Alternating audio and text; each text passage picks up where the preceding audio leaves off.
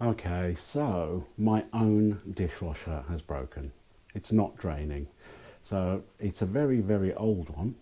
It's over 20 years old. It was here when we purchased the property about 6 months ago. So I'm going to run through how you sort it out, basically. Like I say, it's an old one.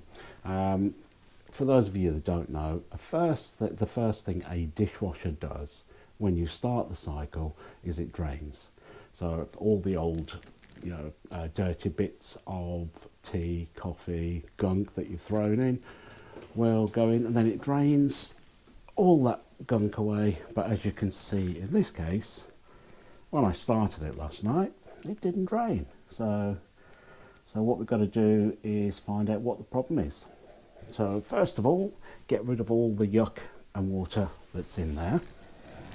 What I tend to use is, so you get yourself something like a jug or a bowl or something like that to get the water, scoop out what you can first. But what I tend to use to get the lower bits out is a turkey baster. I find it much easier. So you literally just keep doing that and drain it in the jug. So I'll get on and drain all this yucky water out, and then we'll be back.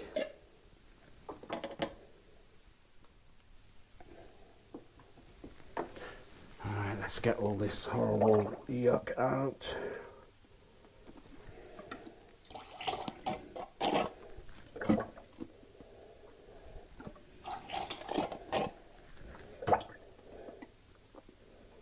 It is quite time consuming, this, but if you have got a small vessel that you can scoop it out with, it tends to help. But you do need to get all the water out first, because if you need to remove the drain pump from underneath, all the water will end up on all the electrics and all over your floor. So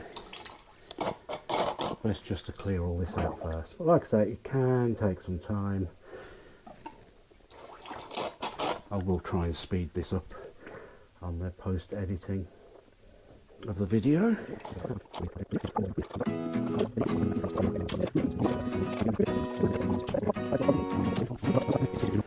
Get yourself a piece of tissue or something. I just use blue roll, and just get the last few little bits from out the bottom. And give it a bit of a wipe. Some of the modern dishwashers do have an access hole where you can remove a little cap to access the pump impeller, and you can get all blockages out there. Right, so that should be drained enough. So let's have a look what's going on with it.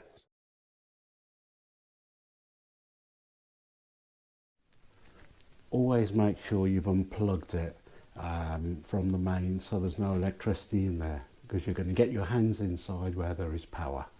Right, so first things first, remove the kick strip. So give yourself plenty of room. Also get an old towel ready as well.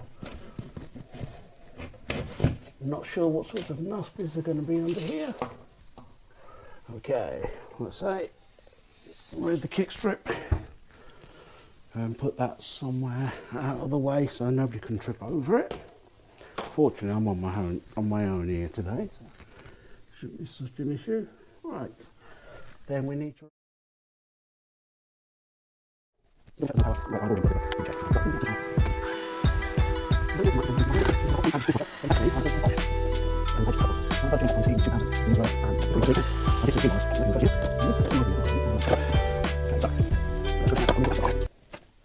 So the access panel is removed. Let me just put a little bit of light in there so you can see what's going on. So what we want to access is the drain pump. Now this is the drain pump. It's quite an old one. It's a placette pump, so we're not sure if it's actually jammed or whether it's open circuit. So I think what we'll do first is we will just check for resistance through the pump windings. So what you need here is your multimeter. Can't get mine now.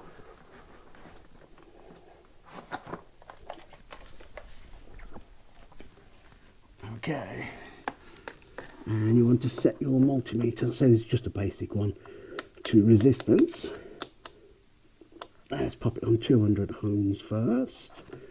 Right, get your two terminals. Whoops,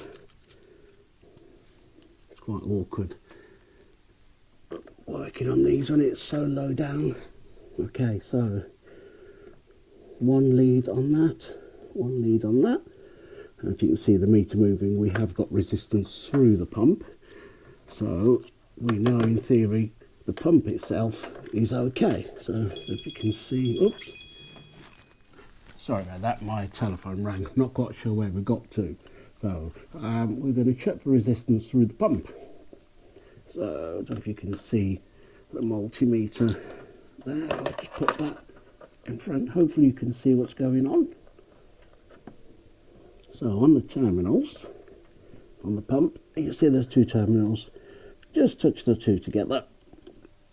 Sorry, put one lead on one terminal, one lead on the other, and you can see we have got resistance through the pump. On the multimeter, so we've got resistance through there. So in theory, the pump is okay. So what we want to do next is remove the pump and check for anything in there. So it might be an idea at this point to get yourself a towel, an old towel or some tissue or something. I'm just going to use a bit of blue roll. Right, tuck the wire out the way so you don't get any water on that. There won't be a lot of water in because we have removed it from inside. Not all dishwashers have a sealed base. A lot of them do, but not all of them. So now what we need to do is remove the pump and check the impeller. So screw that.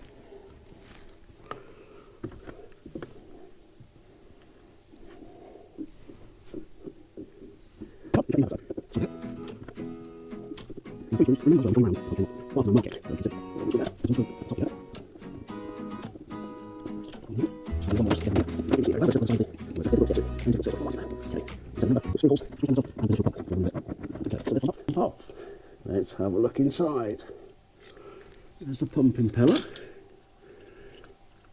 Can't actually see anything blocking it in there. So let's have a look in the sump, in the pump area. No, that all seems clear. Can't actually see anything there. So what we will do is we will check to see what's going on, because it could be a signal or a broken wire from the timer to the pump causing it. So let's just remove this bit of tissue. Can't actually see anything in there that could have been stopping it. There's no broken glass or anything. Give that a wipe in there. Okay, so what I'm going to do now is, it's still turned off at the mains, so I'm going to connect the pump back up. Oops. There we go, so the pump is plugged in. Everything is clear, there's no water, there's no loose wires, there's no danger of it doing anything. I'm now going to turn on the power to the dishwasher, plug it in, turn it on. Okay, right to the beginning, select a cycle and turn it on and see if the pump impeller turns. There we go, that is turning now. so whatever it was, we may have sorted it. So it's just a case of putting it all back together now. So I'll be back in a moment. Okay, so that's the pump back on, just tightening the final screw of the 3 screws. Incidentally, don't over tighten these because it only goes into plastic and you don't want to damage the threads. That's in. That's the plug back in. Let's just wipe up that little bit of water underneath. Obviously you want to double check it's not leaking as well, because these can leak if it's not sealed properly, and you don't want that to happen. So what I tend to do initially is just put a little bit of water into the sump, and we'll see how that goes. Make sure there's no leaks. So I'll get my jug again, fill it with water.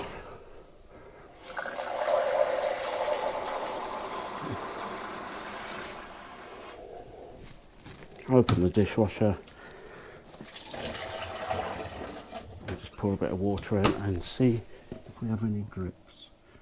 No, it doesn't seem to be any drips. Okay, that's good. Alright, let's turn this back on. And like I said, the first thing a dishwasher does is drain. So we'll turn it onto a cycle, click the start. There we go. It is now draining. I'm not quite sure what was blocking it, but obviously something. Couldn't see anything in the tissue. But it doesn't take a lot. So sometimes just a little bit of broken glass or whatever. Doesn't appear to be any leaks, so we'll just fill that with water, wait for it to start washing. Okay, so it's drained. It is now filling. On this one, it's quite a bizarre thing. It does 3 fills and then starts to wash. Yeah, quite an old design, these ones.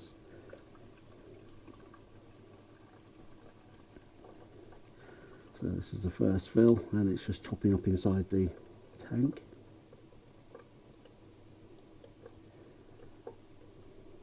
I've only put it on a pre-wash. Obviously I'm not going to do the whole pre-wash, so I just want to make sure there's no leaks and make sure it drains. Then I can get the dishwashing on.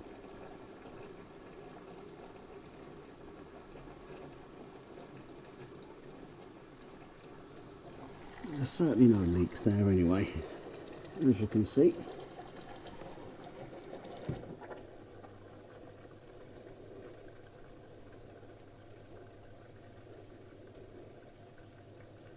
There's fill number 2, which is now trickling into the tank.